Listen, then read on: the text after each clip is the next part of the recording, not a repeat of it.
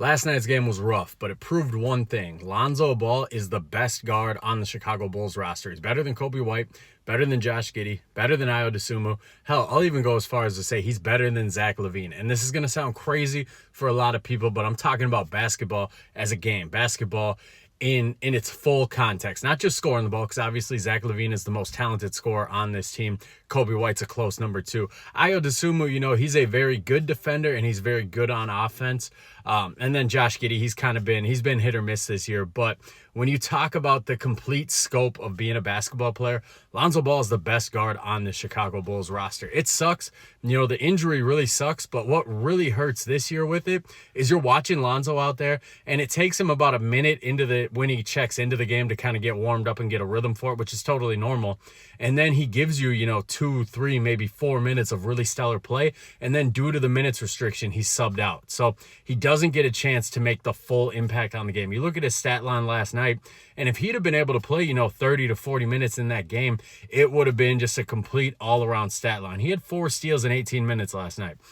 The impact that he makes on the defensive side of the ball, it's amazing. I would put him up there. He's got to be a top 10 perimeter defender in the NBA when you look at how he kind of plays. His game has changed on the defensive end for sure. He can't stay in front of guys the way that he used to. He still does pretty good on-ball defense, but he's been able to translate and use his knowledge of the game and his ability to anticipate to be one of the best help defenders in the NBA. That steal that he had at midcourt where he came flying from the paint and picked it off. He tried the alley-oop to Julian Phillips. It didn't work, but that steal in itself, that was a great play. That was an anticipatory play. That was insane. That was something you see out of a really skilled free safety in the NFL. So Lonzo, it's the impact he brings to the game, guys. It's hard to overestimate it, because not only is he great on the defensive end, his three-pointer is still sharp as ever. His shooting form looks cleaner than ever. That release is quick as hell. And then you see the little things that he does. He gets the ball, he pushes it up court. He's the glue guy. He makes everything work. So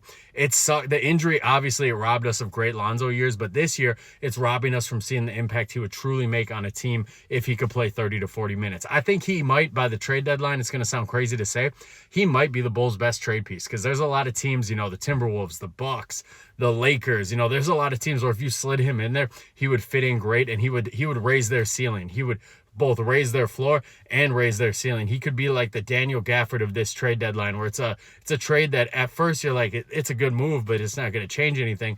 And then come playoff times, it totally changes the landscape of the contenders. So I love Lonzo, man. He's fun to watch. It's just fun to see him out there. It's fun to see that after 2.5 years off, he's still a damn good player. Let me know in the comments what you guys think about Lonzo this year and how you would rank the Bulls guards, because I'm taking Lonzo number 1.